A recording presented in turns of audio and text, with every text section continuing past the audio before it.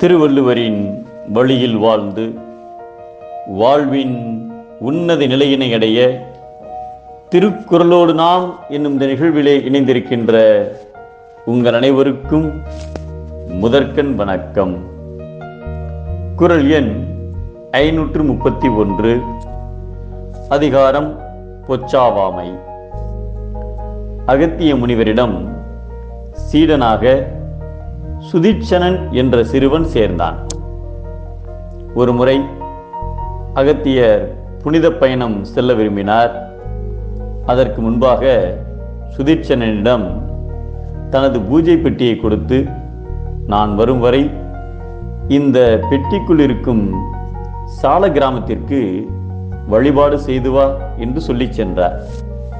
சுதீட்சணன் தினமும் ஏரிக்கு சென்று நீரை எடுத்து வந்து சால கிராமத்திற்கு பூஜை செய்வதற்கு பதிலாக பூஜை பெட்டியை ஏரிக்கரைக்கு எடுத்து சென்று சால கிராமத்திற்கு வழிபாடு செய்தான். அப்போது ஏரிக்கரையில் இருந்த நாவல் மரத்தில் பெரிய அளவிலான நாவல் பழங்கள் கொத்து கொத்தாக காய்த்திருந்தன. அந்த பழங்களை சில சிறுவர்கள் கல்லெறிந்து வீழ்த்தி கொண்டிருந்தனர். அதை கண்டதும் சுதீட்சணனின் பிஞ்சு மனமும் அந்த விளையாட்டில் ஈடுபட ஏங்கியது. சாலக்கிராம பூஜையை மறந்ததோடு அந்த சாலக்கிராம கல்லை கொண்டே நாவல் பழங்களை எரிந்து வீழ்த்தி பழங்களை சுவைத்து வந்தான். ஒரு நாள் அவன் எரிந்த சாலக்கிராம கல்லொன்று மரக்கிளையில் மாட்டிக்கொண்டது. அந்த கல்லை அவனால் எடுக்க முடியவில்லை.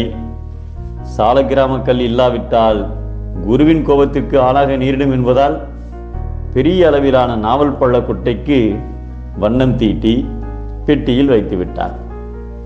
அகத்திய முனிவர் யாத்திரை முடித்து திரும்பியதும் பூஜை பெட்டியை திறந்து சால கிராமத்தை எடுத்து பார்த்தபோது அதில் ஒன்று கொலகொலவென்று இருந்தது.